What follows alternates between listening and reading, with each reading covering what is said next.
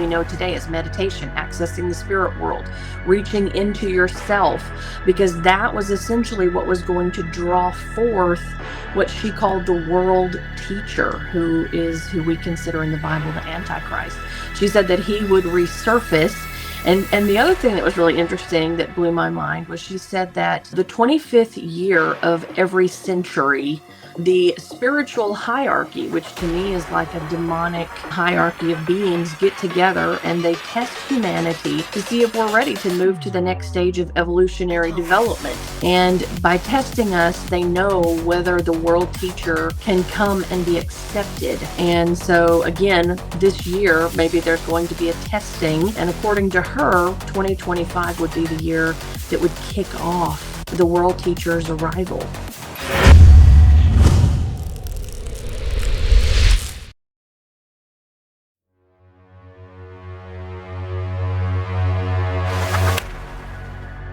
I think we all get the feeling that something just isn't right in the world.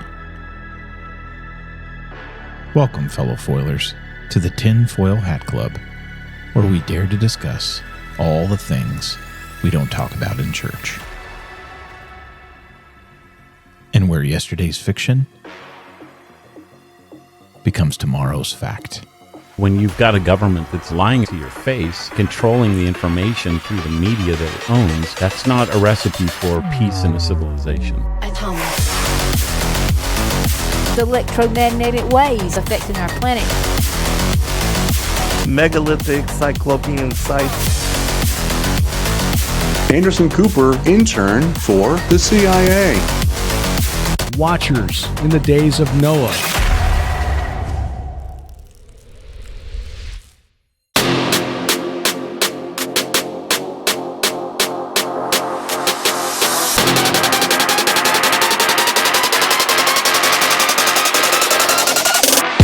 Well, hello and welcome to the Tinfoil Hat Club. I'm Kyle. And I'm Ben.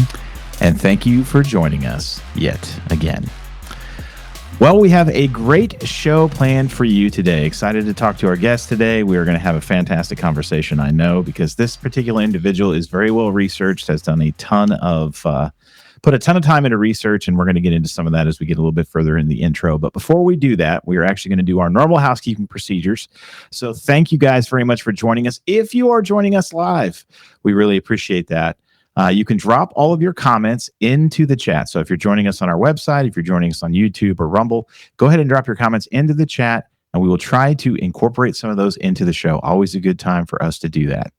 If you need to find out when we are doing all of our live streams, all you need to do is you can head over to our website, the tfhc.com/live stream, and that will tell you everything that we have coming up. And you can actually click on the title up in the top left, and then click the little bell icon and actually add it right to your calendars. So if you want to do that and track the show, that would be fantastic. While you're over on the website, when you go to the website, the tfhc.com, you're actually going to get a pop-up. And if you fill out all that information, we'll actually sign you up for our newsletter. That is another great way to be informed as to what we have coming up from a live stream perspective. So always love for you guys to join us live. So if you want to do that, that would be fantastic. The other thing that we're going to give you when you sign up for the newsletter is you're actually going to get not only a weekly email on Monday saying what all we have going on, introducing you to that week's episode, but you're also going to get a coupon sent to you automatically in your email for 20% off your first purchase in the merch store. So we would love for you to take advantage of that. So again, head over to the website, tfhc.com.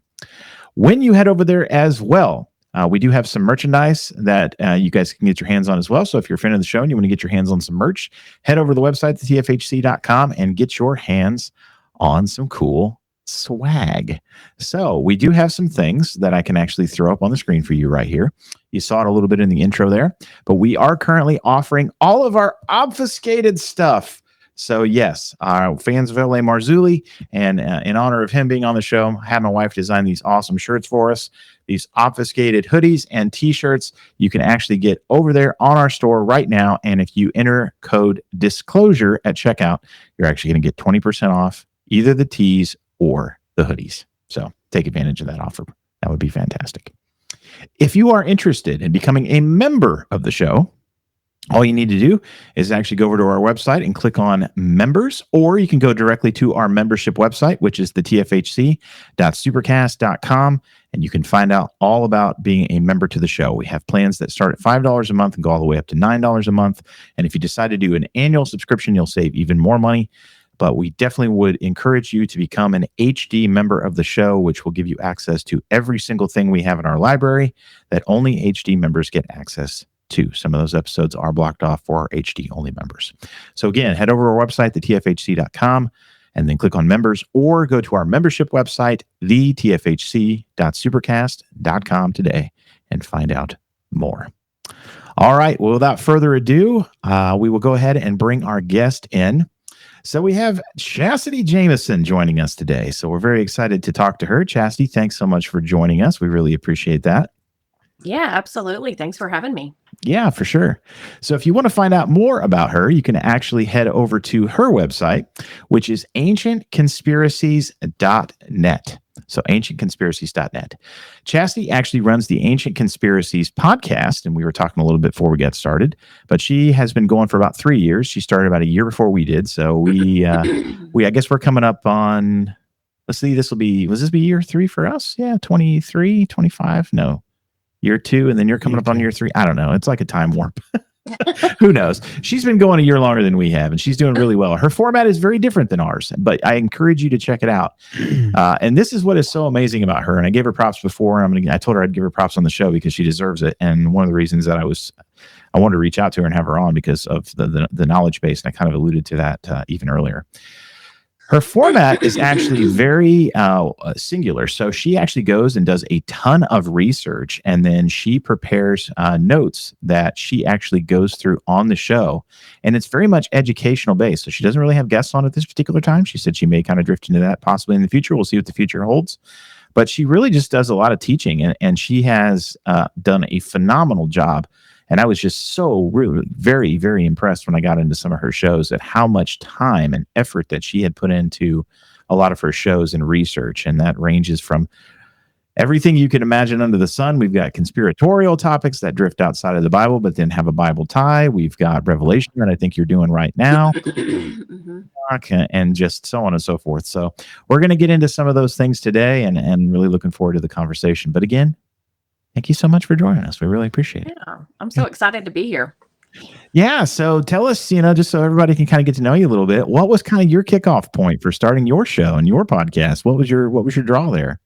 Yeah. Several years ago, back in 2009, I had a friend who was introduced into the book of Enoch. And so she found out about it through Pastor J.R. Church. She had a magazine way back in 2009 called Prophecy in the News.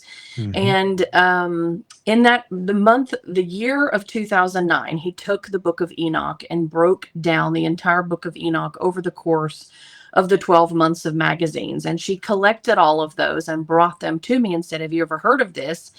And so I started diving into it, and it blew my mind. Some of the stuff that I had been searching for as a Christian, the origins of fallen angels, and where did the giants come from in the Bible, and where did the demonic realm originate? All these different questions that I had were answered in the book of Enoch. And so from that point on, I've always had a fascination with conspiracy topics and the unknown. And I've always been a very strong Christian and wanted to make the connection. Like, how can there be this whole conspiratorial realm that God is not a part of or involved in? There has to be some kind of a connection. And so over the course of a couple decades, even before then, I was fascinated in listening to conspiracies and tying them to the Bible. So as I started going, I was hearing shows like Ancient Aliens. I used to be a big Ancient Aliens follower. And I would listen to those episodes from a biblical standpoint. They're talking about aliens. And in my mind, I'm going, those are fallen angels. I mean, this is fallen angels. So anyhow, that sparked it one night. My husband and I were sitting on the patio around our campfire, the campfire. And I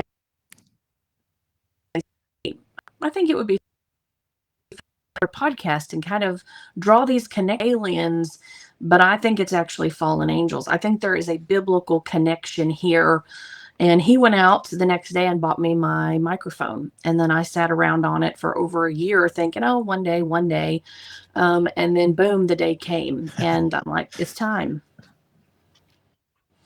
That's awesome. Yeah. What was the catalyst for like the day? Well, I'll tell Do you you, remember anything specific? No, it's kind of a crazy story. I had been putting it off, maybe out of intimidation or fear. I don't know what it was. I just thought it's kind of a big undertaking. I've never done anything. I was a stay-at-home mom. I mean, I still am a stay-at-home mom. So I was just surviving day to day with the baby. And I woke up that morning, and after I had been thinking about it over the course of months, but never acted. I just thought someday.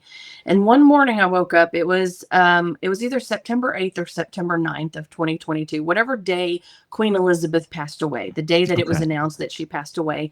I woke up, and of course I didn't know that had happened yet. It had not made the news. And I heard a voice tell me, today, get it done right now. Like now. And it was so urgent and overwhelming that I came to my computer and I had nothing. I had no name. I had no platform. I had no mission statement. I had nothing. I didn't know how to work a microphone. I didn't know how to work audio software. I had nothing. And so I created not only my first episode that day, but I spent all day trying to set up this whole name and the description and all the things that go along with creating a podcast. I spent all day doing it. And at the end of the day, my husband came in and he said, hey, have you heard the news? And I said, no, I've been glued to this project all day. And he said, Queen Elizabeth passed away today. And I just felt like there had been a shift in the, I don't know, biblical conspiracy, biblical end times atmosphere. And maybe that's why God told me get it done today. So that's when I started. Yeah, it's kind of interesting that you share that story because we obviously we didn't plan this out. The only thing we really planned out was just kind of a general idea of what we're going to talk about. And the general idea of what we're going to talk about, what you just said, actually dovetails perfectly into that general idea, which is just how all of these ancient organizations, and then you get into the royal family, obviously, how that has continued on through the ages. And we can still see some of those earmarkers today. So at that particular point, and I don't know because I haven't listened to your entire library, but have you ever kind of delved into like the royal family and done any of that? Oh, yeah. Yes. I have an episode on King Charles being the potential Antichrist. Heard this one. I have not heard the episode, but I've heard definitely the theory before. Yeah. No, I went back from the very beginning. I started in the first episodes talking about the book of Enoch. And then I slowly talked about how that resurfaced after the flood and how it was preserved among secret societies. And then that was just the knowledge. But then also there was this whole coming back of the giants post-flood, and where did they go, and how as they intermarried amongst humans, they had to track their bloodlines and they became the royal dynasties. So now you have all these ancient bloodlines that have survived. And a lot of times they crisscross, they intermingle at the secret societies. So most of the secret societies are these occult bloodlines that consider themselves descendants of giants and fallen angels. I wrote a note down for myself. I'm going to do two things right now, and I'm going to pause because I need to give a quick shout out for both of our sakes, because this is a mutual fan of both of our shows named Hannah. Hannah was the one that actually reached out to us originally and suggested that we check you out, and that's what I did. And so, Hannah, if you're listening, you better be listening because we did this for you. So... no, that's cool. But no, shout out to Hannah for putting us together. But another fun little rabbit hole question that I have, and I was going to ask you this before we started, but I didn't get a chance to. Have you watched any House of David on Amazon yet? I have not yet, but I have all of my family screaming at me like, you've got to see it. Just before, okay. I'm going to tell you this, and you can do it, and then just watch the first few minutes because you'll probably weep a tear of joy. Go to episode 6 first and just watch the first few minutes. Did you hear about this? Yes, I've heard that episode 6 is about the fallen angels. It doesn't necessarily get into that, but they open with it. They open with the whole, and they literally go in. Did you watch it? No, I haven't. They literally go. He's in the same boat as you. He's got everybody screaming at him. Now he got me screaming at him because, like, when I watched it the other day, I was like, dude, they literally opened with the Book of Enoch. That's exactly. They were pulling from the Book of Enoch. Yeah, like word for word. Yeah, Joe told me about it. Yeah, you said you did. Your brother told you about Yeah. it. So anyway, that was kind of fun to see mainstream Hollywood actually get it right for a change and dive into that and not try to do some Awesome. wackadoodle thing that's like way off the page. I will say that they have taken a little bit of liberties here and there, but they're pretty honest up front and tell you that they've done that in certain instances. But I would say the vast majority of the overall story and the key components of the story have been kept intact. So shout out to them for that. I've thought about doing a Bible study with that. Well, we'll talk after we get done because I had the same thought last night. So we'll have to compare notes and see what this looks like. So yeah, kind of fun. But just diving back into this, right? Because this all ties together, whether it's this topic, and I know we took a little rabbit hole dive here, which is what we do on the show because we're that way. But all of it ties together with these secret societies, the Genesis 6 thing. It's all tied together in one big stew, right? When you really run the thread, it runs through everything. So, what specifically on King Charles were some things that stand out to you? That do you still believe that he could be the Antichrist? And what were some things that you found that make you believe that that's the case? Yeah, some of the big evidence that I found from him is his connection to this new movement that's the global reset. His ties to the World Economic Forum. Klaus Schwab, is notorious for saying that by the year 2030, you'll own nothing and be grateful about it. Yep. And now you have Agenda 2030, all these different things coming out tying to the year 2030.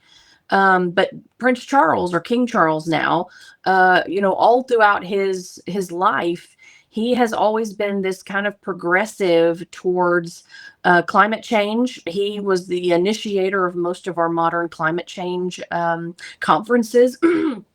And also green energy and all these different things that he had been doing for, all these years, kind of behind the scenes. And that ties into what we see play out now. It's literally coming to fruition with the United Nations and the World Economic Forum. They are using this agenda to try to merge us into a global governance, because now the whole premise is that we are unequipped to deal with it as individual nations because we're not equal. The United States can do more than some other third world countries can, and vice versa. There are things happening that we need to merge under a global system in order to adequately fight this climate change and all these global issues that we're having, which is kind of scary. And then, of course, he's done all the COP, which is the climate change conferences. I want to say, I'm going to get it wrong, but it was either COP 25 or COP 27 that he went, and basically I shared in the episode of the Antichrist episode. He came on and basically said we need a global leader to construct a vast military style campaign with trillions at his disposal. And so he was calling for this global leader, which are all very, I don't know, my Bible prophecy ears just perked right up. So there's more to it, but those are the two big things that I've seen his hand in, which is kind of concerning. Beyond slightly. Yeah, definitely so. I was trying to look it up while you're on the phone here, and he just was at in his COP 28 speech. I don't know if maybe that was it or not, but he's probably gone to these a few times. But that kind of language is really chilling, and I think it was him too at one point that talked about giving over stuff to him. I think he said him at one point. Yeah. That was it. Everybody was like, Who's him, bro? Which obviously probably Satan. Exactly.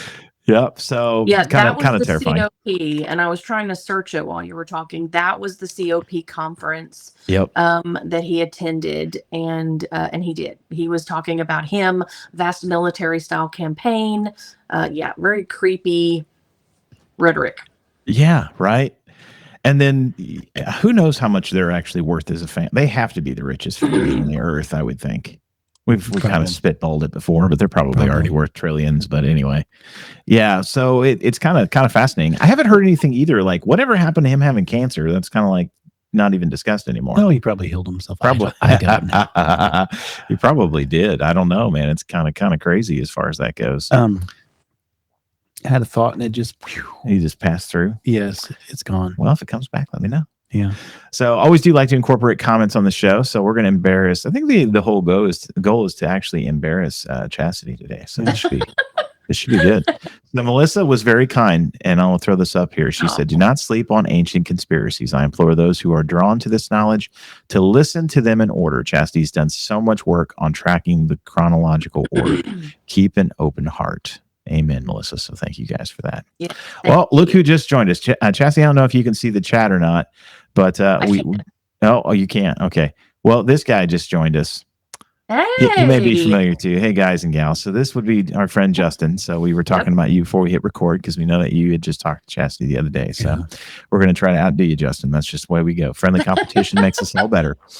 So what are some other things, as far as these kind of esoteric secret societies, and as we're doing that research, what are some other tie-ins that you see there that are kind of continuing today that are concerning?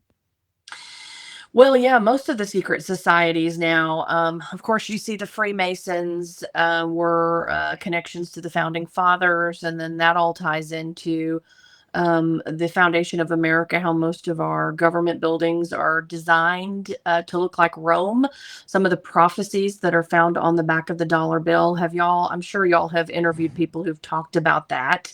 Oh, yeah. The Novus Ordo Seclorum and the Annuit Coeptus, all of those Latin prophecies. There's really some fascinating information. It all ties to this pagan counterfeit Christ, basically. What I talk about on the podcast is that there's a flip side of the coin.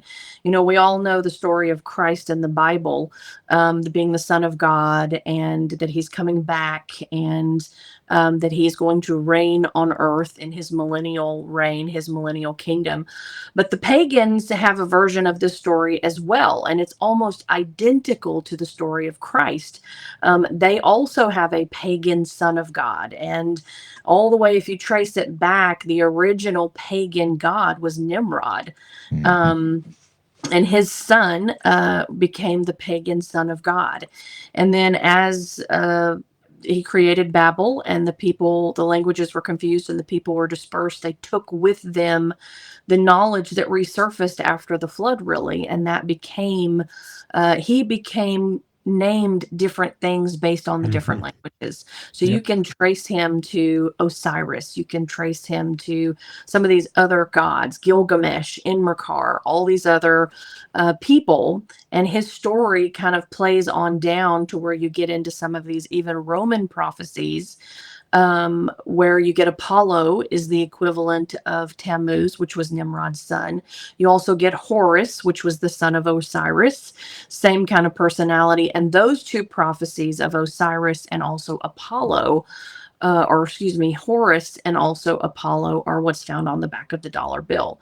And that all ties into Freemasons, even some of the fallen angel knowledge that was preserved among secret societies. One of the most famous was the Rosicrucians. They were the most famous secret society of the 17th century. They claimed to be the last of the sorcerers and the first of the scientists. So when sorcery and all this occult knowledge that was preserved among secret societies basically shifted and became mainstream in what we know today as science. And you see this tie all the way to Revelation, where we're told in the later books of Revelation that the nations were deceived because of the sorcery of Babylon. It existed. It came back after the flood, and it existed all the way to the end. Sorcery and pharmakia. I was just thinking the same thing, buddy. Yeah. I whipped out pharmakia on someone earlier today. I'm like, you mean pharmacy companies, the pharmaceutical companies, the modern day sorcerers that just create a cycle of illness that never ends and generate enormous profit? Those people? Yeah. So, yeah, very much so. Well, and it wasn't just them either. I mean, it was not only pharmakeia, but it was also the spiritualism, the psychology, the psychiatry, philosophy, chemistry, all of these, what were in the ancient world, advanced technology, really. I mean, it still exists all the way in the end. All these things of, that's what they use to idol worship, to draw forth this those kind of things, all are still considered alchemy in ancient days, but advances that we know today. Yeah, one of the things we had talked about a little bit, and none of us have really been able to dig into it too much as far as some of the findings, what they've found over in the pyramids. But there's a really interesting guy that I know Blurry had on. We reached out to him too because I would love to pick his brain and talk to him. I forget his name off the top of my head, but he's living over there, and he actually postulates that those are gigantic. One of the uses for them were gigantic chemical refineries. That they were basically making chemicals, that they had found out a way to produce chemicals in order to actually enrich the soil to keep it lush and fertile. And then obviously that all went sideways. So yeah, it's kind of interesting. So That who is knows? Yeah, who knows, right? At the end of the day, whether it was power or whatever the case was. Yeah. But they're definitely not burial chambers. I think that's pretty much now getting ready to be revealed and kind of go by the wayside. Well, I still think they're mentioned in the Bible as the monument to God. Yeah, we've looked that up before, and I forget where that is in there, but there is a passage that we found at one point that you had mentioned. I looked it up, but it's basically like my monument in the desert in Egypt or something like that. Yeah, it's kind of fascinating because the chamber is the same size as the Ark of the Covenant. Oh, really? Yeah. Interesting. Ooh. Yeah. There you go. Well, Chasity, there you go. There's your next dive right there. So when you get your mini book done, let us know. So don't forget the little people when you sell it. Right? So don't forget the little people. And that's a cool thing. I'll just give a shout out to her too. Her show is very different from that perspective because when you go listen to one of her shows, you put so much research and effort into these shows that your show notes are actually like literally, I said it before we hit record, they're like very well researched mini novels, and they're really fascinating. So again, go over her website, ancientconspiracies.net, and check her out. So have you read Holy Blood, Holy Grail? I have not. Not read that. I haven't read it either. Oh, no. Who wrote that? I don't know. My dad gave it to me when I was a kid. Really? Yeah. What's the premise? It's the line, the royal. The royal line. Oh, okay. Oh my, that might be an interesting read because they say they are the Holy Grail. Interesting. Oh yes, I did talk about that in one of my episodes. The Priory of Sion, who claims that Jesus actually married Mary Magdalene. Yeah, that's. I touched on it tiny, but I didn't know about the book. How does that tie into Dan Brown and the whole Da Vinci? Is that where he pulled some of that from? Interesting. Yeah. And not original thought, No. No, definitely not. Nothing is. There's nothing new under the sun. Solomon told us this. No. Everything is just recycled and stolen. Yeah. That's all this is. So what are some other things that you're seeing right now in the world that kind of give you pause when you look at everything? And you've obviously been digging into Revelation, and I think you've been doing that for a very specific reason based on what you're seeing. What are some things that you're seeing right now that you're like, uh-oh, ding, red flag? Yeah, well, I tell you right now, is 2025 has popped up. That year has popped up over and over and over in my research, and I've seen it. That's what I talked about on Justin Brown's Prometheus Lens episode a couple weeks ago, was all of the things that keep popping up in 2025. And one of the scariest, I think, for me, which I hadn't, when I talked about her in the season 1, was Alice Bailey. She's kind of the mother of New Age theology. And I talked about some of her writings that she wrote back in the early 1900s. She created a publishing company called the Lucifer Publishing Company. Now, the Lucifer Publishing Company later became known as the Lucis Trust, and that is currently considered a non-governmental organization under the United Nations. So they merged all of her New Age thoughts right into some of their guidelines, I guess. And so she wrote out a list of how they were going to achieve what was essentially a future New World Order. And that is incredibly fascinating because some of her stuff says that they were going to use the education system to do that. And they were going to, basically, it's what we now consider fact checkers.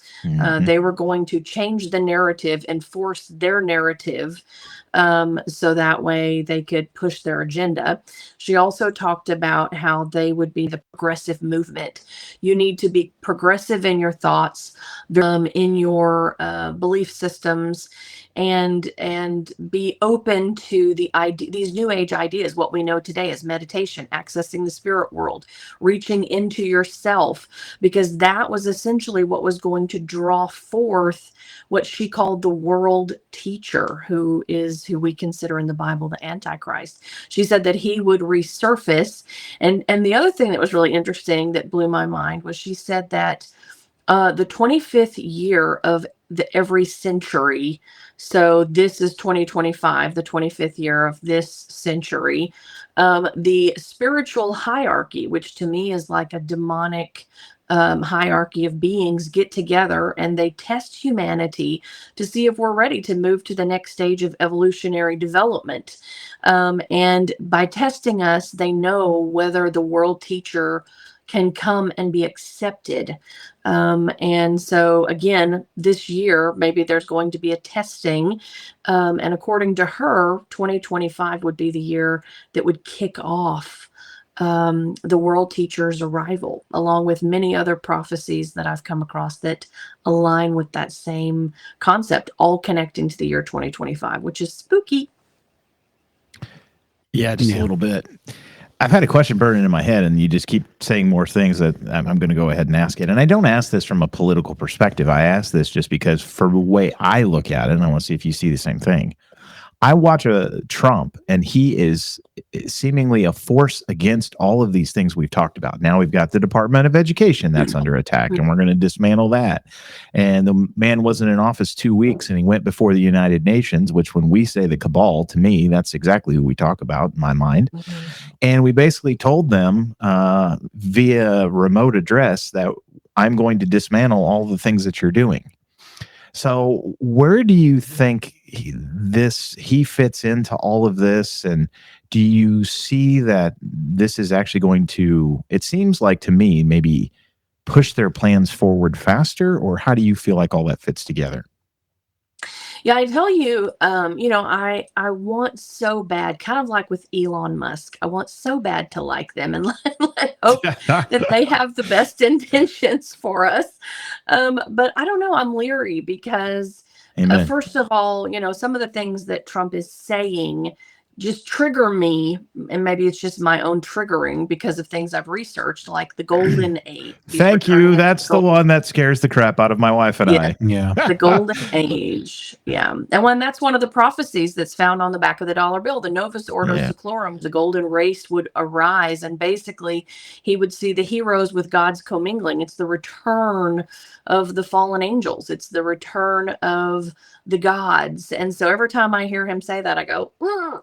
And his son is pretty tall. Yeah, well, yeah, exactly. And there's books that were written about the Baron Trump being a time traveler. Yes. There was some weird stuff that came out in his first term. That's kind of weird, but I don't know. I want really bad to believe that he's got good intentions, but I don't know if you saw today, somebody shared in my Facebook group that he wrote on Truth Social, on his platform on Truth Social, that if King Charles, let me pull it up because I don't want to get this wrong. It was something along the lines of, if King Charles was interested in bringing the United States back into the fold, Trump would be open to it. Yeah.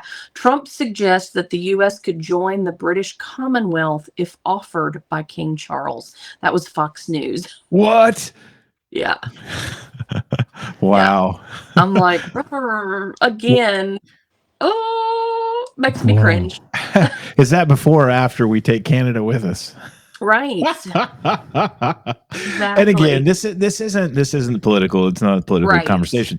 It's just interesting to me because I look at it from the spiritual movement side, right? Yeah. And I see these seemingly opposing forces that are kind of, whether wittingly or not, to me, it just seems to be bringing us closer to a head where there's going to be this forward movement. And we in our show too have long believed that, the hourglass is running out of sand pretty fast, right? And it seems like 25 could be a year, and it just feels like every year before it's like, hold my beer, things are going to get worse, right? And so when you look at, and you've been doing all the study in Revelation, when you look at that, and we always ask this to everybody that's been on the show that's kind of looked into this, what do you feel like? How much longer do you think we have before we really get into those, Revelation events and we start to wind down things officially on the clock? Well, I personally don't think it's very long, honestly. Like I said, most of the prophecies that I have connected to the year 2025, even not only through the book of Enoch, has a connection to the year 2025. The ancient Essenes, who basically are suspected of compiling the Dead Sea Scrolls over 200 years before Christ, they also had prophecies connecting to the year 2025.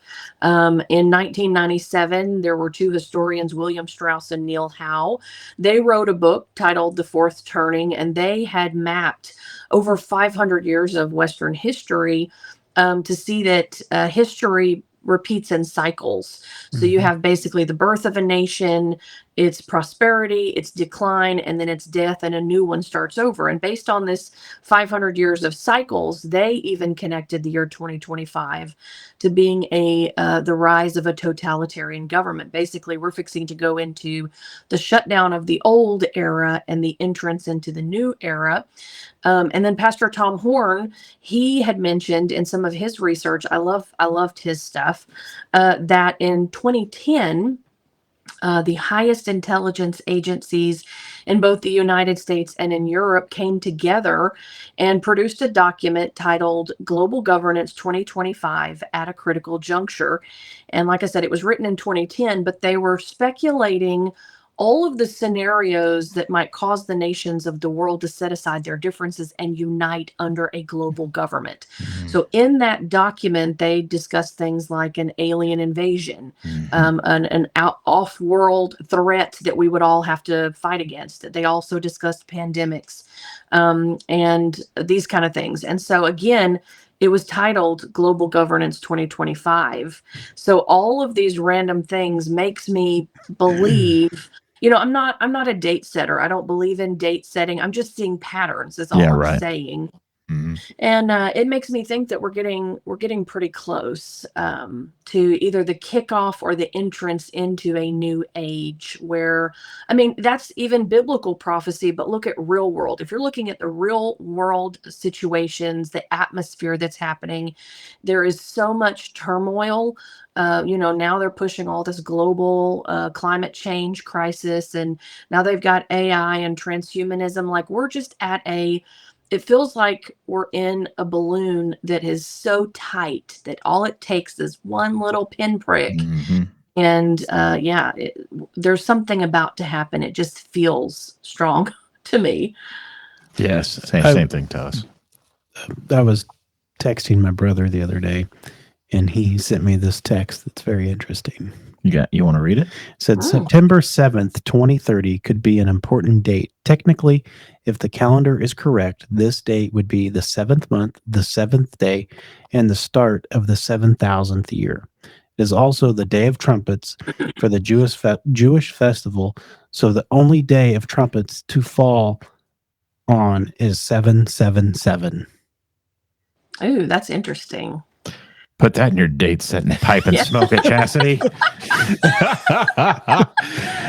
That makes a lot of sense based on everything we've talked about. We were just talking. Again, we always say the same thing, and I'm sure you do too. You probably do have some kind of timeline in mind, but the thing we always say is we don't know.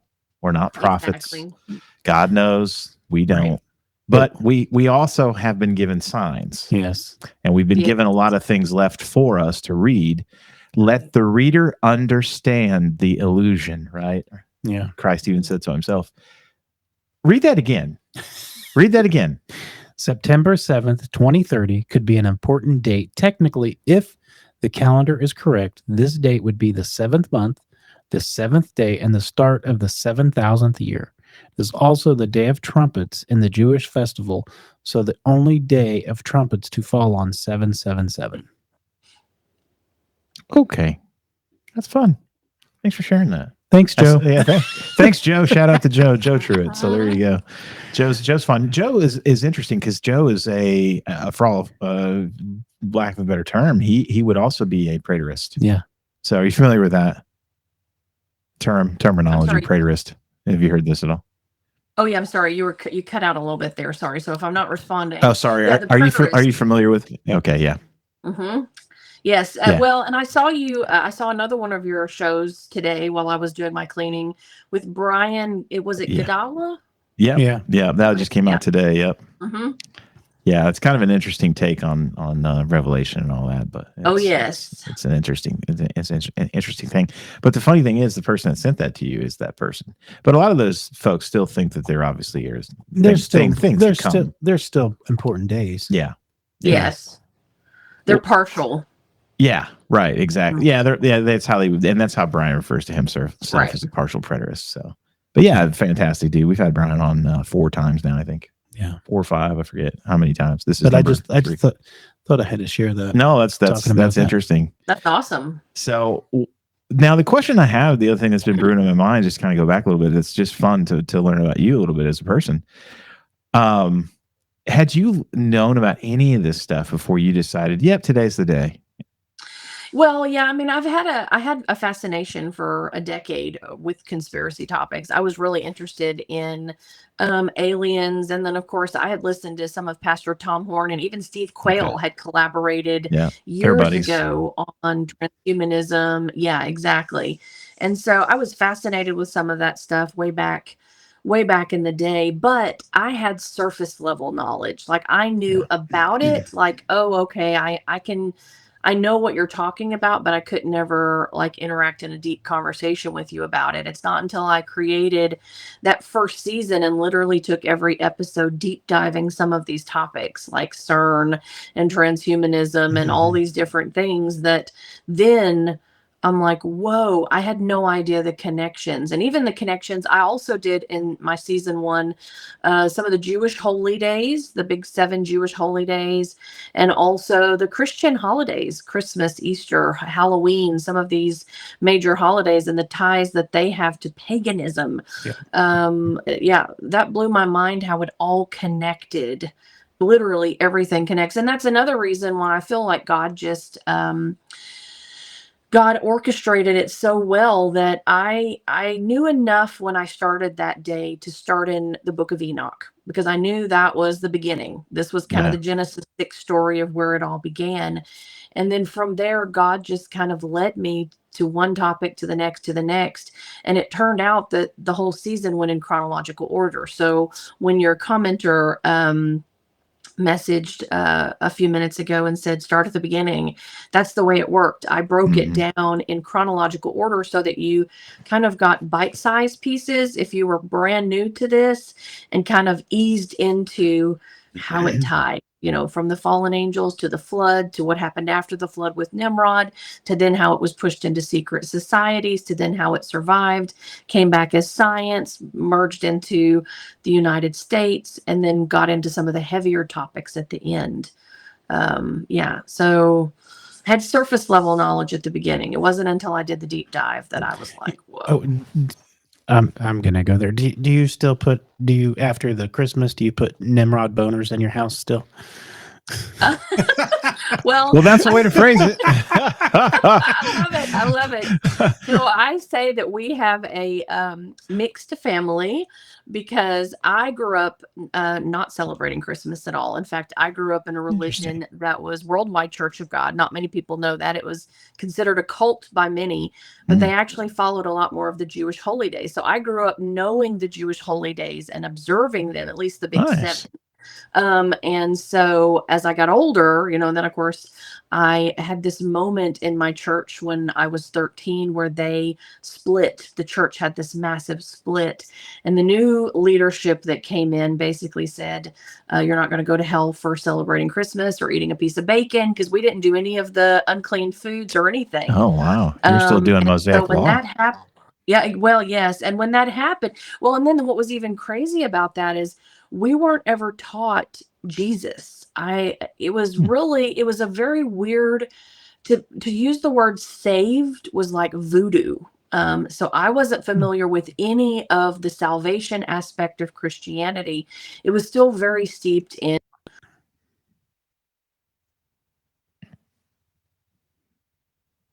and so when there was this split world of Christianity, my 13-year-old brain exploded, and I ended up going, I'm a very maybe type A type person, and I need boundaries. And when you just took all of those away and said everything we've taught you your whole life is a lie, I struggled with that. And so I had to go from that point forward.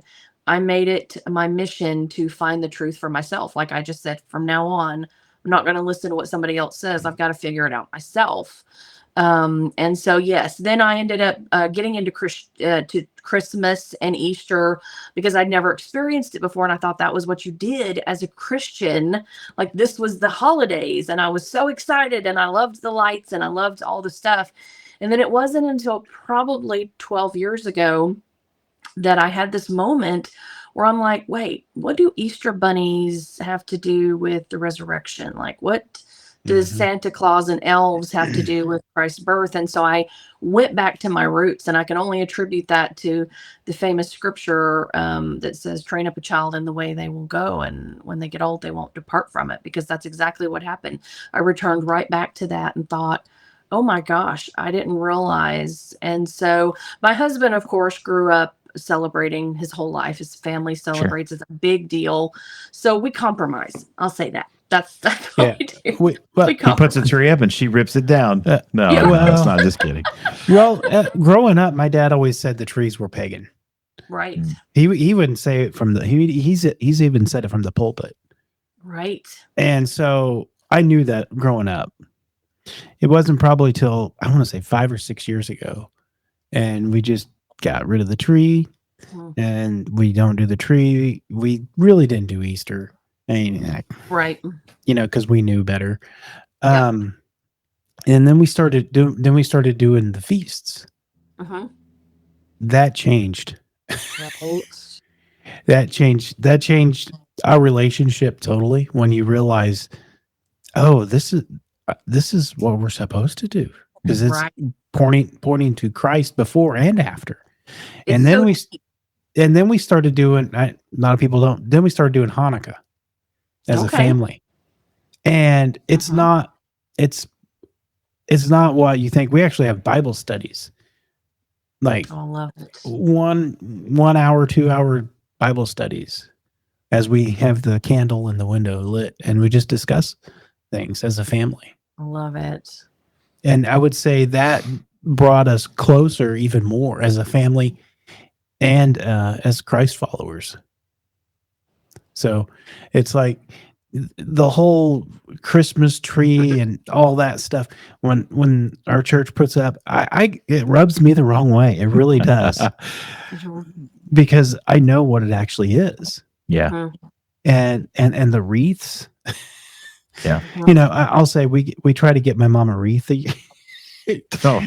Just because, we don't, but it's like my mom likes stuff. But we've talked. We actually, it's funny. We just had this conversation, and my wife and I, the other day, and I think we made the decision that this year we're going to put a Christmas tree up. Because for us, we know what it is, but for us, we just miss the warmth of the lights and the glow and the decorations. No, we have twinkle lights wrapped around the banister, and it's just the ornaments and stuff, because we know what it is, but in our hearts, because God sees the heart first, I guess is the way we looked at it.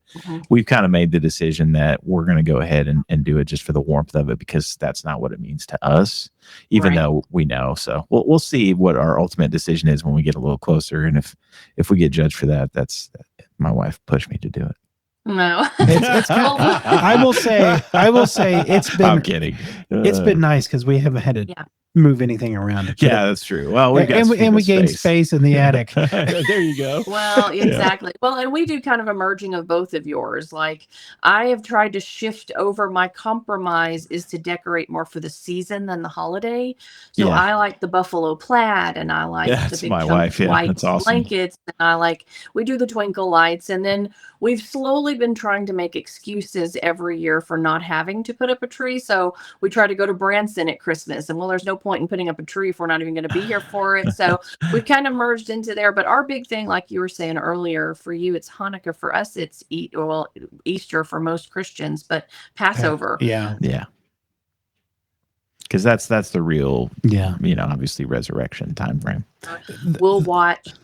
She's still a little too young for the Ten Love that. Commandments with Charles Egypt cartoon, and we talk through the plagues. And I'll go and buy little gummy frogs or toy flies, and we talk about the different things. And then we That's awesome. merge the final one with the blood over the doorpost. We put red ribbon over our front doorpost, and then we talk about Christ and the resurrection. And then we have a Passover meal. I mean, it's not necessarily a Seder meal, but it's a Passover meal where we light candles, and it's like the one meal of the year that we sit around and eat it by candlelight. And it's become something super special. Like you said, we talk about the story, and it just deepens your connection as a family way deeper than, Santa Claus and elves or Easter bunnies. Right. But at the same time, I have a lot of people in my group who, what I say to my followers is, we're all on different places in the journey, and God is working with, even though we know the truth, we are all in different stages of putting it into our life, making it active in our lives. So there's no judgment. I fully, wholeheartedly believe in a no judgment zone. Your beliefs are between you and God. Yeah, there you go. Got to share this. Our first year of doing the Passover at home, it was time. We did the old. We left out a cup for Elijah and everything. Oh, and wow. when it got to his cup, there was a storm. It blew our front door open. And we're like, Elijah's here. If you start to hear chariots, it gets wacky, man. We're like, Elijah, sit down. Yeah, there you have a seat. We have a cup reserved just for you. I love it. No, that's awesome, dude.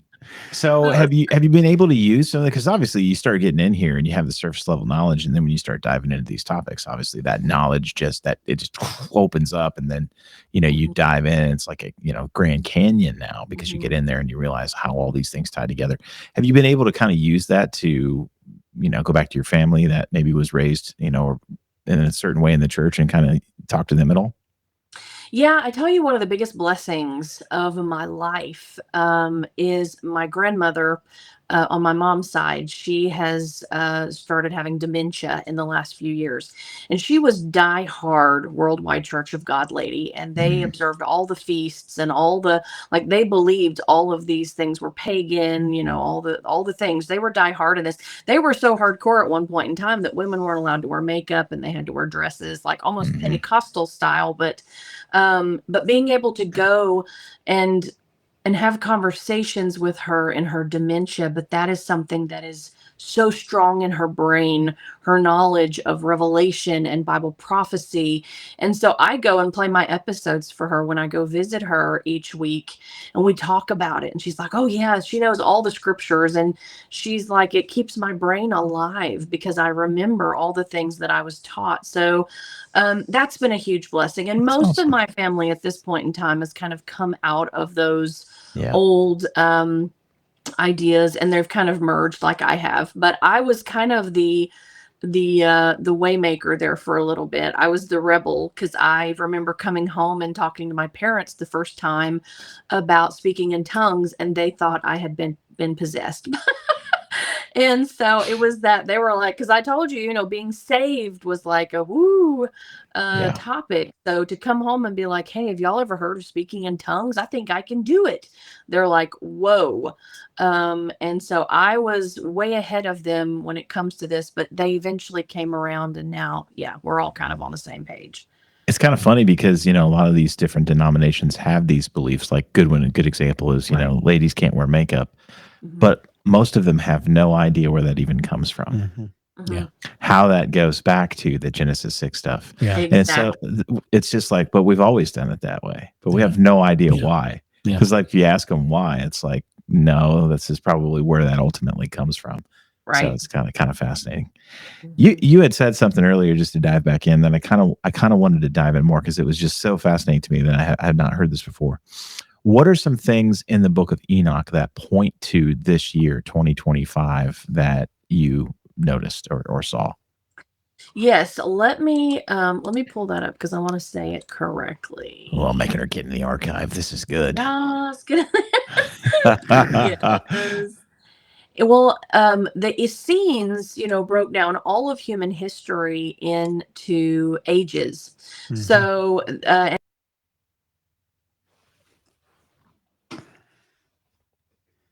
can't talk and search at the same time, unfortunately. Darn internet. I know, right? Sorry. That's okay. Here we go. This is You're it. just making everyone wait with bated breath. Sorry. Sorry. I'm so sorry. Okay, here we go. Yes. So I'm going to do the Essenes because they both tie together. The Essenes basically broke all of human history down into 4 ages. The first 3 were 2,000 years apiece, and the last one was the final 1,000-year millennial reign. And so basically, they said that 2075 would be the year that would bring us into the millennial reign. That's the end of the age of grace, which is what we're under. So the first age was the age of creation, then the age of Torah, then the age of grace, which is what we're in. And then at the end of the age of grace would be the year 2075, and we would go into the millennial reign. So if you back up, we are very similar, ties into what Ben was saying about the September of 2030. The year 2025, if you back up from 2075, is the final Jubilee year, or the final Jubilee period of the age of grace. And what's really interesting about that is that Christ came the first time in the final Jubilee of the age of Torah. So if history repeats, he came very early on in that Jubilee of the final, 50-year span of the age of Torah. It could happen again. So that's the one connection to the year 2025 as it kicks off the final Jubilee of the age of grace. But then Enoch broke history down very similar to the Essenes, but instead of doing 4 ages, he broke it down into weeks. And so he claims that in the middle of the 9th week, you would see, what does he say? He says in the middle What of the chapter? 9th week. I didn't have that one written down. Oh, okay. Sorry. No, it's okay. It was in the Prophecies of Enoch, in the book of Enoch that talks about all the prophecies. I can find it for you.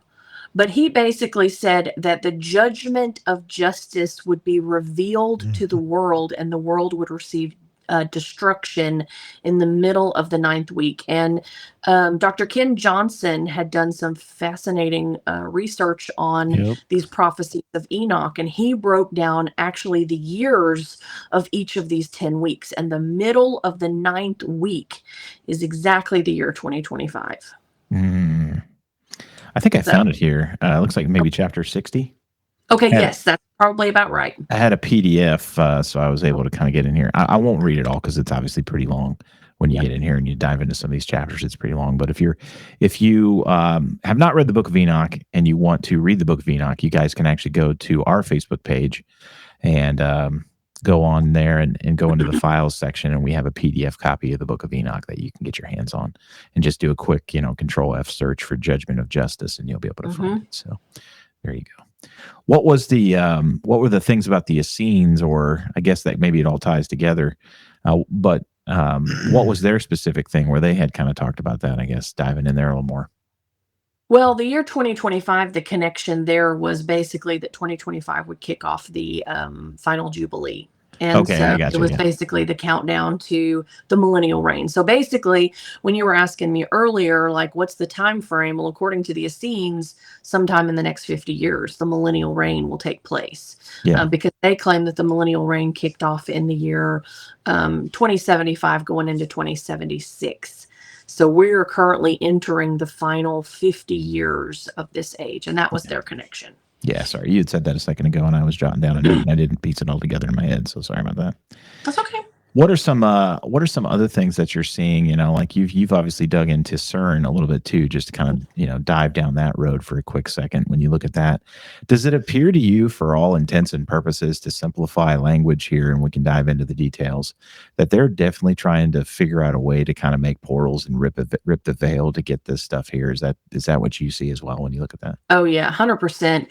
And I did a really fascinating study on CERN, just their connections to Apollo. Again, you see this name Apollo pop up over and over and over. Shiva is the Hindu version of Apollo, and outside of the CERN's facility is this 6-foot statue of Shiva. It's the destroyer of worlds. So you see all those connections. And anyhow, I definitely believe that they are tampering with fallen angel knowledge. What we said earlier used to be sorcery, then it morphed into science. Nowadays, I think, we went through a period where it was probably considered more science fiction, and now we're going into a period where that science fiction is becoming more reality. So they're dealing with the quantum realm and trying to access. And some of the research, and I can't remember, I'd have to pull it up. The science director at CERN went on record many years ago, basically claiming that they were going to open a portal to another realm, and they were going to be sending something through this portal, and that something might come back. Of course, there's all kinds of conspiracies about CERN, of people who work there seeing beings come out of the portal that they, have kind of created. But I definitely, and I don't know if you knew, but they had made headlines several years ago, maybe a decade ago, for there being a satanic ritual right outside in front of that statue of Shiva. Then, of course, it came out later that was all pretend, but there were pictures. There were pictures of people in black cloaks. Because I know when I want to pretend, that's exactly what I instantly go to for pretend. Yeah. Like whatever. Exactly. Sorry, go ahead. I mean to interrupt you. Well, no, and then there was the ancient god Cernunnos, is another kind of Apollo type figure, again, destroyer. Why would you connect yourself and align yourself with those really sinister, and then their logo, their logo's 3 6s. It's again, another connection. We think nowadays, all things satanic are listed as art. Oh, it's just art. Yeah. But no, there's symbolism. Symbolism is incredibly important to the occult, and to Satanists. Yeah. Did you ever watch the Gotthard tunnel ceremony? Did you get into that at all? Oh, was that over in Switzerland when they did all those? Yes, that was very weird. It was extremely demonic. Yeah. And voyeuristic. I think they even had open nudity. I mean, it was completely and they did evil.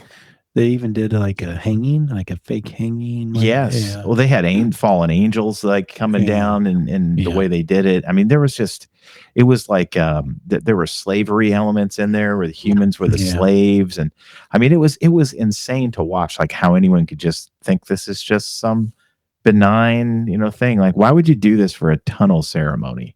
Like an opening of right. Okay. Yeah, we covered that one too. Yeah, we did. Yeah, we had a show that we did. The devil went up to Switzerland. Oh, yes. Is what we called it. Because if you really look, like, you've got CERN, right? You've got the Gotthard tunnel. You've got one of the things that we got into in there is something that we looked into called Final Spark. Are you familiar with this? So Final Spark is actually working. What they've done is, guess where it is? It's in Switzerland. But what they've done is they've effectively created these lab-grown brains. They have learned how to literally create brains in a lab. I mean, they have neurons, the whole thing. And they hook them up to a computer and basically create this intelligence system.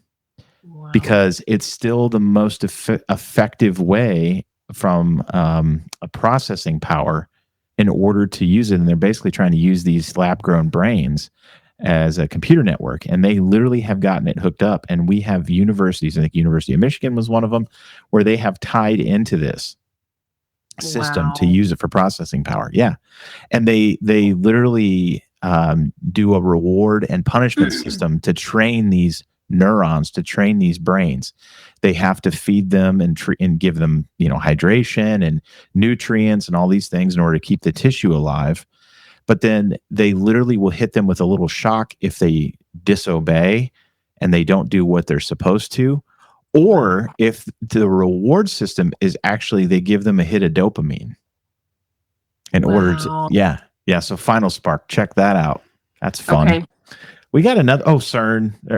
We mentioned CERN, the World Economic Forum, Davos, Switzerland, right? So Switzerland is like the little Satan's little epicenter. And they hold the Spear of Destiny. Oh, is that right? Yeah. Is that where that's kept at? Yeah. Just one more little tidbit. I didn't know that. Yeah. Who's got that? It's in a museum somewhere. Really? Yeah. Interesting. There's another one for you. Yeah. Have you covered that one? Yeah. Here, just get with us. We'll just give you a whole laundry list of things to do, and you just, do all this research. Now, what were you saying? Because I missed it. It froze again. What was that one? The spear, the Spear of Destiny. Okay, I'm writing it down. Yeah. So Christ's spear. Yeah. Yes. Yeah. Well, I will tell you what's crazy. You were talking about that tunnel ceremony. Yeah, did you guys do the Commonwealth Games a couple years ago in Birmingham? Where they had the woman riding the beast and they had the Tower of Babel. Yes. All of that symbolism. I covered that, and I think I covered that in the episode right after the Antichrist episode, where I talked about symbolism. It's all crazy. And the Olympics. Yeah. I mean, the Olympics was straight up just demonic as all get out. And you have Revelation, you got the guy riding the pale horse, and you've got the whole Last Supper set up, and they're like, no, that wasn't Last Supper, it was Dionysius. And I'm like, oh, okay, that's better. Go dig into what that actually is, and it's even worse. It's worse. Like, okay, you went past mockery just to straight devil worship. That's wonderful. So but most people don't look into any of this stuff. They don't go and read and vet for themselves. So it's just kind of sad. I will throw a question up here from Melissa. She actually had a good question too that she had asked. So Melissa, I wanted to make sure we get to your question. What denomination other than Ethiopian Orthodox would be the most open to the study of the Book of Enoch? I do not have a denomination. What are your thoughts on Seventh-day Adventist? Well, I don't know of any denomination that's really open to the Book of Enoch. In fact, there's a big movement against the Book of Enoch right now. And kind of rightfully so, because it is confusing. It is very confusing. There's technically 3 books of Enoch. Yes. The first one is the only one that I endorse. It's the only one that I covered on my podcast. And the reason for that goes back into history again, that there were 2 Enochs pre-flood. One of them is the 7th from Adam. He was a descendant of the line of Seth. He was the great-grandfather of Noah. He's the one who preserved the first book, or he supposedly wrote the first book, or the first book was written about him.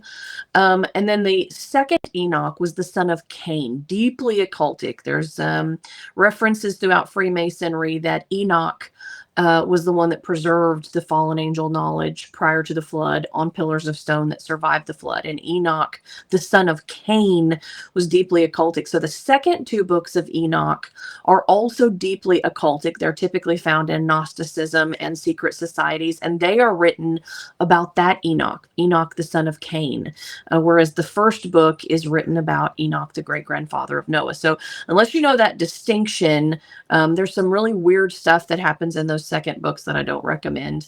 And then what was this? Oh, the Seventh-day Adventist. I'm a little biased because I came out of a religion similar to that as a child. So to each their own. I mean, but I struggle with rituals and certain things that kind of get into Seventh-day Adventist, the Worldwide Church of God. I was raised, in these kind of Jewish steeped ritualistic beliefs, and as a Christian, I believe a lot more in relationship with Christ than I do ancient rituals. And those to me is almost a form of earning your way. And I think we were given grace and it's a gift, and he cares a lot more about relationship. So that's just my perspective on Seventh Day. But again, I'm biased. Amen. Melissa, I will chime in here too.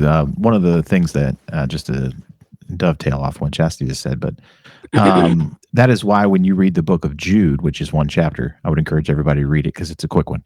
You only have to do one chapter. But Jude actually is the only book in the Bible that quotes Enoch like word for word specifically. And he actually prefaces that by saying Enoch, the seventh from Adam. And the reason he's doing that, in my opinion, is he's making doggone sure just who he's giving credit to and who he's getting ready to quote. And that's why that's in the Bible that way. Because of what Chasity just said. There's also a second Lamech. We know Lamech to be Noah's dad, but there was a second Lamech further back in that same lineage on the other side. So just heads up on that front as well. Mhm. She could come to our church Yeah, you just come on, commute up here from Texas, or wherever you're at. Yeah. Because we did a Bible study of Enoch at our church. And Yeah, there you go. Yeah. Oh, you're talking about Melissa. I think. yeah. Yeah, come on to our church, Melissa. Come on over. Now, the only other thing I'll say on denomination is this is just me. I'm biased too, but I'm biased in a little bit different way. Maybe actually similar, I guess, when you break it down. I absolutely abhor denominational Christianity. I think it's absolutely done nothing but divide us instead of unite us. And I think that is because we have what really has caused all that are a bunch of man-made differences. We went in, we didn't like someone's interpretation of what the Bible had to say. So we went, I don't want to play with you anymore. I'm taking my toys and going home. And instead of going home, we went and started our own church. And then we had people come to that church and they didn't like it. And then we went and started our own church. And before you know it, you go to a town of 1,500 people like our town, and there are 4 churches. And that's probably 3 too many. So honestly, I don't even like the term Christianity anymore. We've talked about this on the show as well, because it's been so sullied by how our brothers and sisters act. And I prefer to just tell everybody that I'm a follower of Jesus Christ, a Christ follower. I know that probably doesn't answer your question because you're looking for a church. I would tell you personally to try to find a church that doesn't have an overarching body that sits over it, because that's where a lot of the corruption comes from. If you can, that's very hard to do, but you also, more importantly, need to find a church that is scripturally sound. Mhm. So start with the doctrine of Christ to make sure that that's right, and kind of go from there. So I know that maybe wasn't the ironclad nailed across to the wall, so to speak. And if you have to do all these things to be saved, yes, quote unquote, right, saved, yes, it's man. That's 100%. It's not God's. Yeah. God's version is a lot easier to get to heaven. You just have to, accept Christ into your heart and accept the gift of salvation, and then lead a life, that is honorable to that. And otherwise, that a lot of the churches are going to have you jumping through hoops in order to be members and take communion and all kinds of stuff. But anyway, that's a whole nother show. So for sure, for certain. So hopefully, Melissa, that helps you guys, or helps you out a little bit and points you in some good directions. So yeah. So Chasity, at the end of the day, when you're digging into Revelation, what are some things, again, just to kind of spend the last few minutes together, what are some things as you dig into Revelation again that, that you're seeing today that are making your ears kind of perk up a little bit? Well, I'm just fascinated by Revelation in general. I mean, and again, I was watching your episode earlier on the preterist view. I'm fascinated by that because I have a lot of people in my group who are like, pushing this perspective. And even David Wilcoxon, he's written Revelation Timeline Decoded. I get a lot of people reference that to me as well. And I'm fascinated by that because I struggle to see it at this point, but Yeah, me too. I'm open, but I'm struggling to see Yep, it. But that's where I am. but the other thing that I find really interesting about Revelation as I've gone through it is the Old Testament and really the whole Bible consists of patterns. In fact, when I was watching your episode earlier today, I had to pull up something that Pastor Chuck Missler said because I use a lot of his stuff to form my Revelation study. And one of the things that he said that stuck with me that I kept thinking over and over as I was hearing your episode was that to the non-Jewish mind, prophecy is prediction. Prophecy equals prediction to the non-Jewish mind. But to the Jewish mind, prophecy equals pattern. And so throughout the Old Testament, there were all these patterns, and we see it kind of with the Jewish feasts. God commanded these feasts to be observed yearly, as I say, so that they could always be in the right place at the right time for the fulfillment, which was coming. It wasn't that every single year something was fulfilled. They were practicing this pattern so that they were always in the right place at the right time. And so as you go through Revelation and you see this symbolism, I take it a little more literal than most, but there's definitely symbolism. The symbolism pointed to real things that they were familiar with. Again, this pattern that they were used to seeing, or this pattern that God was always warning them was coming. And one of the patterns is God was always warning Israel that for their idolatry, he would send an enemy from the east, from beyond the Euphrates River, who would come and destroy them or chastise them. And a lot of times this enemy was described as coming on chariots of horses, or horses that looked like locusts, or locusts that looked like horses. But it was constantly like, if you go down this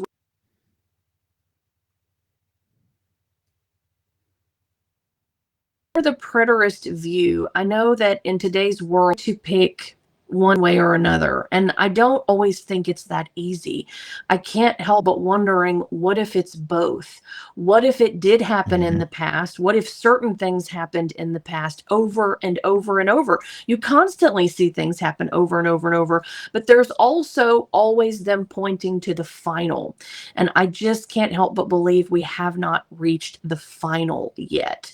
So it's still coming, but it's also happened in the past, as this pattern has emerged. And so you see things like modern day, the Euphrates River drying up is a big deal right now. In fact, last year, was it that they think they found the tomb of Gilgamesh, which is Nimrod, under the Euphrates River? That had made the news, that they had found some kind of a discovery there.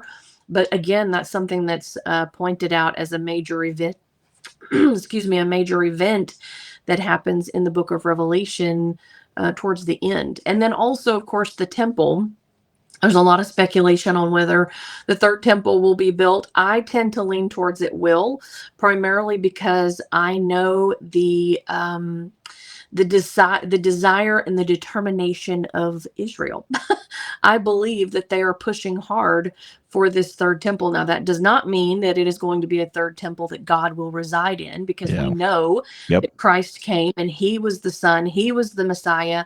But the scriptures talk again of this false Messiah who will come, and a false prophet who will mimic Elijah. One of the things that I found so fascinating in the book of Revelation, when it described this false prophet alongside the Antichrist, the false Messiah, was that the false prophet was given the power to call fire down from heaven. Well, if you're familiar with symbolism, Elijah that would have been like first and foremost. If the Jews see that, they think Elijah. Well, I think it was the book of Malachi, there's a prophecy that the Jews claim that before the Messiah arrives, Elijah the prophet will come.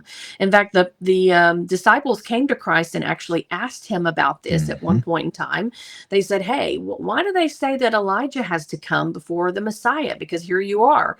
And he said, what they don't know is that Elijah already came, but they didn't recognize him. And it says in the scripture that they understood him to mean John the Baptist. So it happened again. It happened in Christianity, what we would recognize, the Christians. But to the Jews, they did not recognize Christ as the Messiah. Their Messiah has not come. And that's part of the deception that's going to, I believe, play out in the book of Revelation, that this false prophet is going to come who can call fire down from heaven. They're going to recognize him as Elijah the prophet. This false prophet's going to go, that's the Messiah. They're going to be deceived into believing it. And they're going to, I believe, he is going to help them construct the third temple, which we see a lot of that rhetoric in the news now. I think they're determined. They are very determined to do this. And I believe they will, but it will be part of the great deception. Yeah. What day do we say? Was it the 26th? That's coming up in April.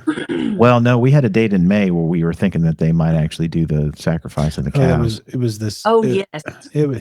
Well, we discussed that. I think it was this past. Maybe it is. No, I think it's this week. Maybe. I forget. I think it was the 26th. for purification. Yeah, it's the ceremony of purification that lines up Yeah. with Leviticus, I do believe. Yeah. Yeah, so we'll see what happens. Yesterday in church was very interesting. What did I miss? My dad broke down like different beliefs, Okay. and he discussed Zionism Interesting. and how that is the main Yeah. religion in Israel, and Yeah. it's not the real religion. Yeah. It's not Judaism, if you will. It's all this religious state that is like pushing. And if you go to the Judaism website, they totally walk over there and wash their hands of it. Really? Yeah. They have nothing to do with it. It's interesting. Well, and that's referenced in Revelation as well. Those who say they are Jews but are not. Mhm. Yeah. There is a group of people that come forward who claim to be Jewish, but they're not. And then, of course, there's other scriptures that say, what is it to be a Jew? And it's basically being a descendant of Abraham that makes you a Jew. It's the I definitely believe there are sects of Judaism over there that do not all agree on what's coming. Yeah. Yeah. Yeah, it's really interesting to watch. I would encourage everyone listening to this to really keep an eye on Israel these next few weeks, because they're going to be very telling. Yeah, and much to your point, they could build a temple all day long. The other thing too that's really interesting that we've always talked about is, in order to actually move forward with all this and be ready to actually build the temple, in order to do it right, because they're obviously big on the Torah, on Mosaic law, they have to have the Ark of the Covenant. Mm-hmm. And if they're so hot and heavy to move forward with all this, then they have to have the Ark of the Covenant. And it sure seems to me, based on how quickly they're wanting to move on this and how serious it is, that they must have the Ark of the Covenant, which is kind of interesting. Now, I also don't believe that if you go, and it's not like Raiders of the Lost Ark that we grew up with. If you open it up, your face isn't going to melt off or any of that stuff. And the reason for that is because God no longer resides there. Mm-hmm. That is now a really nice, pretty empty box. You think the man is rotted? I think so. Yeah, I think now you open that bad boy up and it's like, oh manna, that is rough. That is really rough in there. So yeah, no, I don't think so. I don't think so. We had a question in here that I wanted to get. Oh, here we go. It's from Caleb. We had a lot of good comments today. Okay. So here you go. Caleb asked a question. He said, thoughts on the 7 Noahide laws and potentially being the beast religion. I have not heard that. So I don't know. No, and I'm not as familiar with the Noahide laws. I mean, I'm familiar with some of it, but I know that they're trying to, a lot of times people claim that even the strict Islam, the religion of Islam, comes back, because they kind of get into some of that really, again, rituals and heavy guidelines for living for women in their place and all these different things. I had even heard in the news recently, let me see if I can find it, that there was something about the Noahide laws being brought back. That is one of the biggest. Iran is one of the biggest places for people converting to Christianity. Really? Yeah. Like millions. Well, I can tell you this, things are ramping up very. I saw this news article earlier. I don't know how this happens, but there was someone from who was it? Associated Press. There was someone outside of there was like a text group of higher ups in the Trump administration where they were talking about doing an airstrike on Yemen, and they accidentally included like an editor or somebody high up in one of the news organizations. And so, of course, they took that and ran with it and blew it up now. And then, but the Houthis that are attacking us out right off the coast of Yemen, they're being funded by Iran. So everything is really ramping up for a confrontation, a showdown at some point with Iran. Yeah. So it's just interesting 100%. that you say that and that's happening on the other side. And it's just like, you look past the surface level stuff and you look to the spiritual, and it's just an interesting thing that's happening. So, Well, and I couldn't find what I was going to say about the Noahide laws. I think it was in my Facebook group, and I couldn't find it. But just like you said, a lot of times people think that prophecy is going to take place here when we really need to be watching over there. We need to be watching Israel. We need to be watching the Middle East and these alliances that are coming forward. Wasn't there Yes. something in the news recently about Russia, China, and someone else who are slowly forming an alliance? Those could be the kings of the East that we see mentioned in the book of Revelation. Yeah, there's a lot of stuff going on, guys. Just keep your eyes, keep your eyes and ears open to the deeper stuff. There's some stuff that plays out on the surface, but a lot of the surface is like a magic act. They want you to pay attention to the left hand while the real stuff that is going on is going on the right.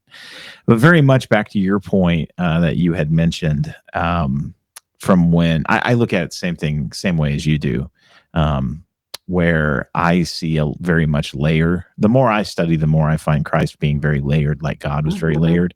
And every word was really chosen for a specific purpose. Now, the challenge we have is, by the time you start off with Hebrew and then you go to English, it's horrible. Aramaic isn't much better. And so we do lose a lot of things in translation because the book was not written for us. It was written for them. And that, Jews, not for us. It's their story, not for us. But obviously it applies to us, and it's smart for us to read it, and we need to know, and we need to follow what's written in there. But it's written in a very different time period, very different cultural things are going on that we don't understand. We try to view everything through our Western lens, and that is a horrific lens to view that stuff through, because they did not live a normal 21st century Western life. So you have to kind of be able to take your Western hat off and put on your Western hat. Your yeehaw. So, yeehaw. So I guarantee she's got Western hats. You do, don't you? Come on. I do not, but I do have cowboy. Okay. Man, I don't know. I don't know if that gets you all the way out in Texas. If you're gonna, Texan. Yeah, partial. Even though I was born here, I'm native. My goodness, I have gracious. cowboy hats. Come on. I know. I do too, and boots. Yeah. I'm more of a Texan than she is. You're more Texan, yeah. Yeah, I got the wouldn't say she's riding a lot on the accent, man. That's what it really comes down to. So I would never say somebody. I wouldn't attack their Texan. Take us out. God might strike you down. Yeah, it's all good.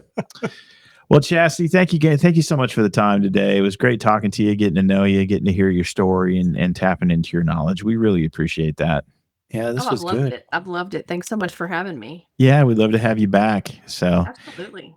Yeah, if you guys want to find out more about her, head over to her website, ancientconspiracies.net, and you can find out more about her. You can check her out. She's on Apple. She's on Spotify. Go and find out and go research more. Obviously, there's a ton of stuff in there, and definitely support her. Once you go and you listen to a few episodes, you're going to be very impressed by the amount of time that this poor lady has put into these episodes, because she is not a weekly like us little schlubs that get together because we can flap our gums fast. She literally has these suckers staggered out for sometimes quite a bit of time, because it takes quite a bit of time to put these episodes together. So definitely go over and check her out, ancientconspiracies.net. So thanks so much again for coming on. We really appreciate it. Yeah. Thank you, guys. Yeah. Hang out. We're going to do our closing thing. So just hang out, hang tight, and we'll get everything buttoned up, and we'll come back on after we're offline with you and just say our proper goodbyes. All right. Awesome. All right. With that, we will bid you all adieu until next time on The Foil. Take care. Bye.